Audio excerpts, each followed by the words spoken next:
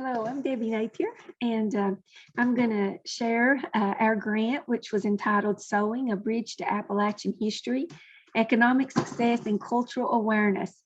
So this KVEC Learning Innovative Grant, granted to us in the year 2021, is being accomplished by Ross Point Elementary School 7th graders. I'm Debbie Napier, the teacher, and we're from Hardin County, Kentucky. So for those of you who know me, I'm a big fan of my hometown. I'm from Hardin, Kentucky, and I take a lot of pride in that. It's just a naturally beautiful place. There's mountains and hollers and creeks, and we spend a lot of time on four-wheelers and hiking and outside in the woods with our grandchildren. And my family are hunters, and we love our mountains. There's a rich culture here, great family traditions. Quilting and music and family get-togethers and family closeness, and it's a Bible Belt region where we love our families, we love God, we're good people, and it's a historic area. Hardin County led the world in coal production back in the 1920s and 30s and 40s, and there's a great history of coal there. But with the decline in that coal industry, our population's decreased, and there's been some job loss from this diminishing coal industry, and that forces a lot of our young people to go away from home for job opportunities. They go to college and they find work elsewhere, and so we are looking at ways to try to bring our population back and to create the pride in being from Harlan. So we're proud of the traditions we want. And our area to shine out as a cultural light. And so with all this innovative technology that the world has now, we're hoping that our region can grow again.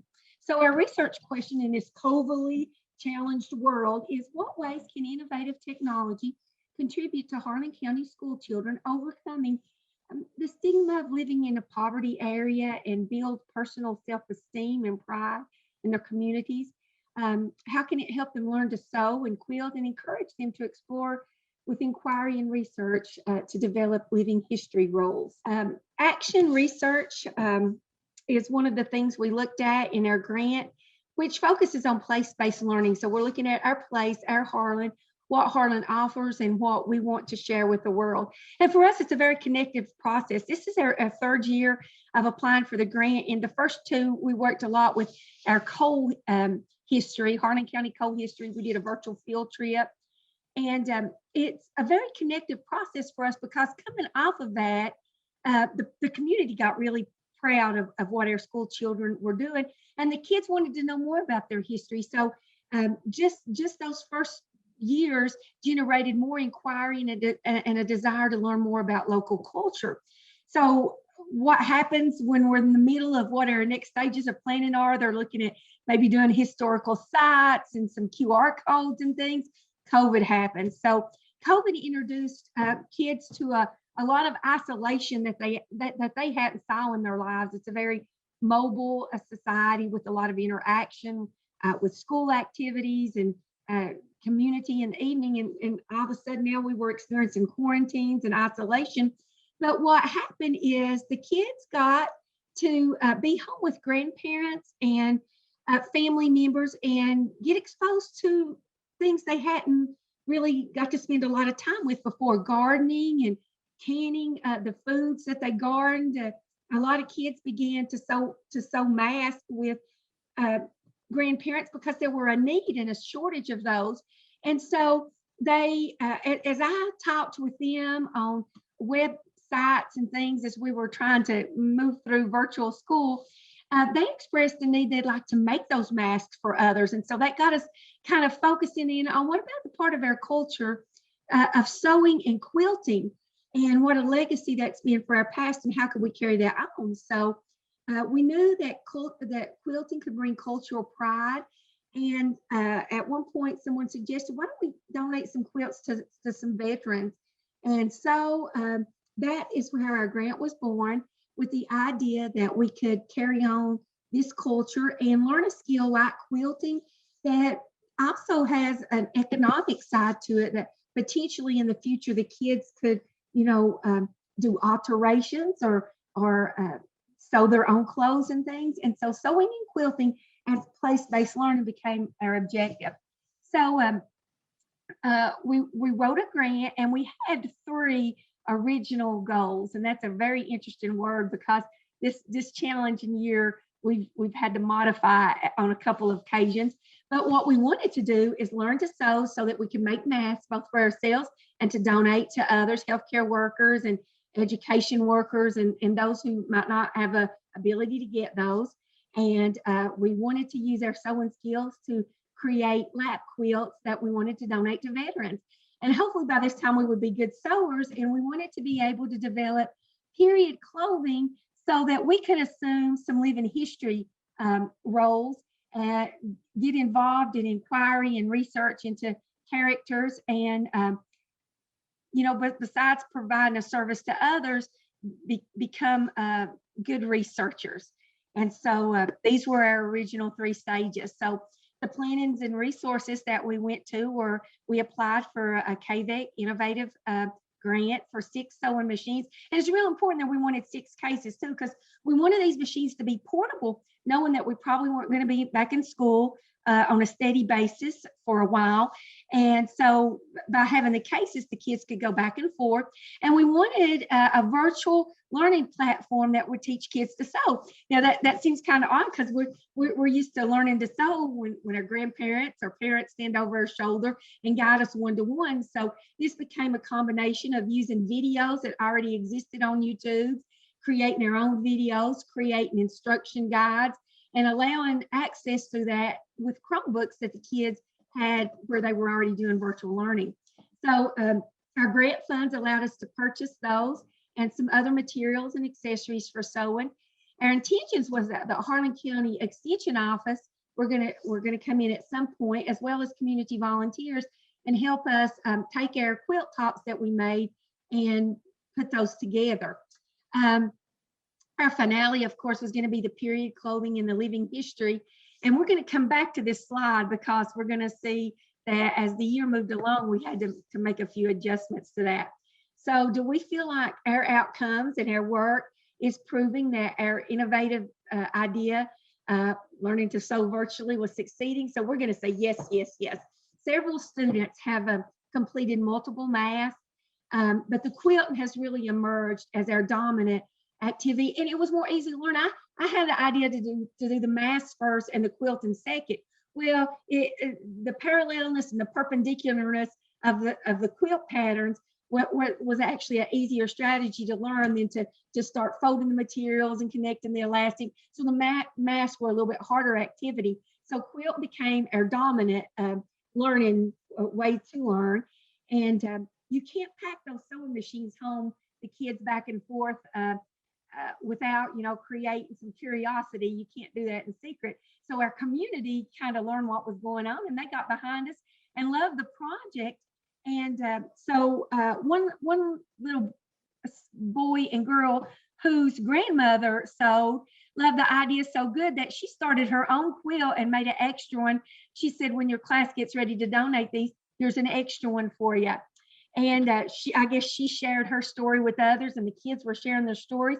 And we eventually got a newspaper article describing what we were doing, and that was picked up by a reporter from WYMT who called and asked, could she interview some of the kids and come and see what we were doing in the class? And so she did that, and we got to be a feature story on WYMT News later that evening. And so we think we're succeeding. We're taking great pride in what we're doing, and we've learned a skill, and we're taking it a few steps further. So the community has certainly rallied behind us with their support.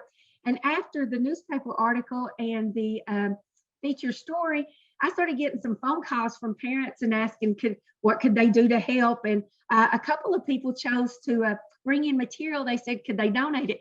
And so I have to share this one really great story that was really inspirational for my kids.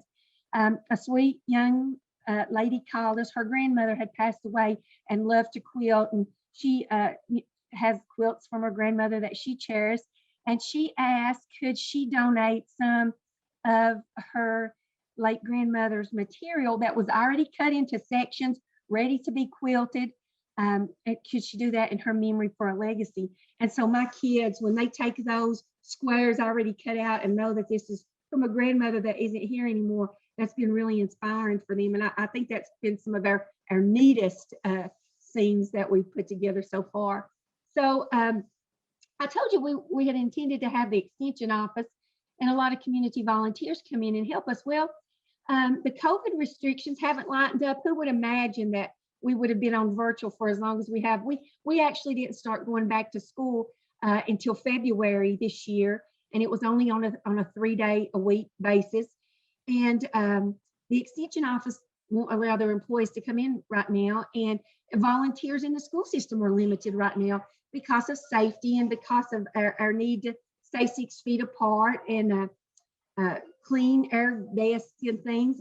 We started out sewing with plastic gloves on. I tried to include a picture later in the PowerPoint that you can see some of the challenges that we faced. Well, the community members, we've missed them because I found it a whole lot more challenging to go around when I had 4 machines going in the classroom and keeping up with what all the students were needing help with or something of that nature. It would have been great to have for more volunteers. But what happened is some of my sewers in class that had really mastered the project and were going steps further, they just emerged as teachers. And they know some things more than me about helping the other kids. And so somebody will raise a hand and say, look, my bobbin's clogged up. I've got a knot here. And I've got a kid jumping up and say, I'll help them, Miss Napier. And so they have their masks on and they have gloves. We've actually laid the gloves aside to sew right now. And we just clean our machines after each use. But it's been really great to see the kids take the responsibility and the pride in knowing, hey, I'm good at this and I can teach somebody else to do it, and we can get the work done together. So our project has been ongoing. I estimate that we've got 15 quilts, and we may have more than that done now. The quilt tops, we haven't sewed the lining between them and put the backings on and then connected them yet, because one of the things is Walmart was out of the quilting padding that goes between. There was another COVID related issue we ran into, just the supply and demand of keeping that on the shelves. And so we've had to go with some alternate materials, and we're going to do our lining a little bit different, but we're ready to start sewing those to that. That's our April project. And so in this picture here, if you'll look, it was kind of windy that day, but we took about 10 of our quilt tops out just to hold up and to share with you what we've done and how we're beginning to pin those and begin our next stage. So when we get back from spring break, that's our plans. So to measure our outcomes, I see the success in the student esteem and the finished products that they have now, and all the community feedback and input, that the technology platforms to figure out problems.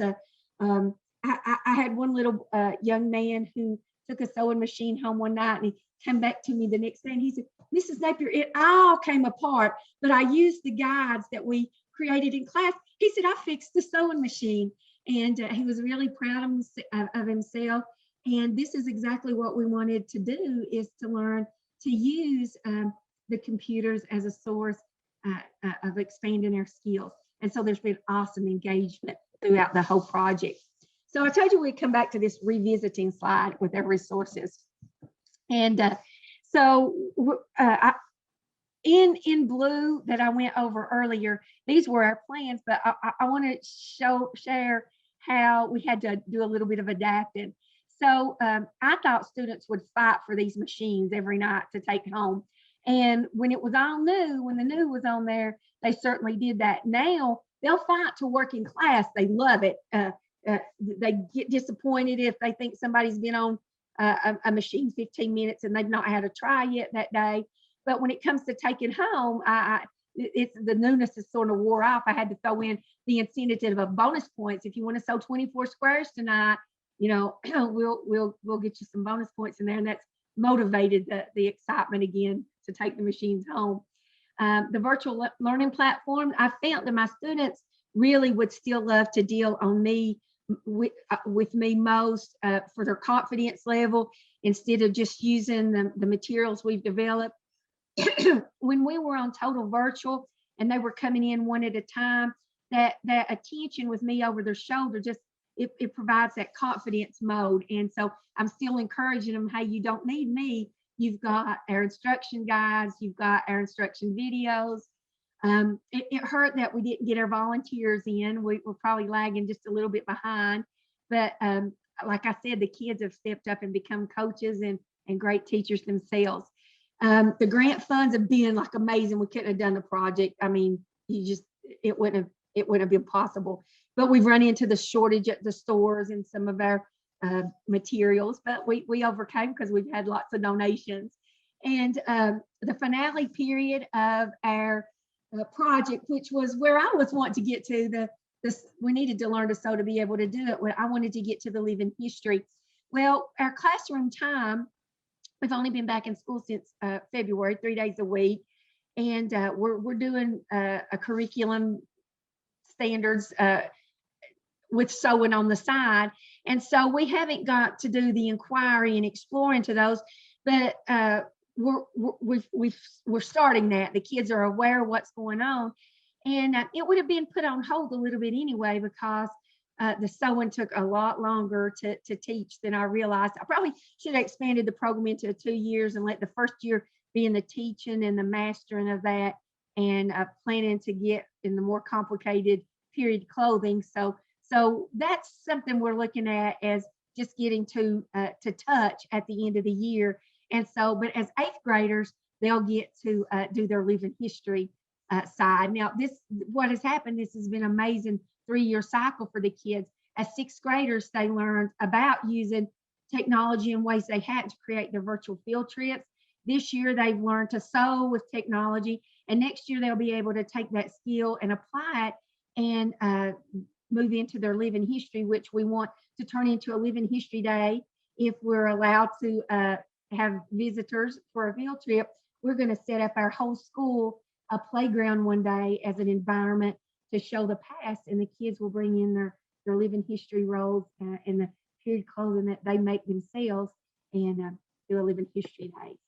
So we've extended that finale, which is sewing our period in clothing, and that inquiry process and our culminating performance. We don't think we'll totally get to see that until next year. The extra time to master sewing has been my bigger thing, just as much as COVID with that. So ultimately, I don't know that I've ever enjoyed a project that I've done with the children more.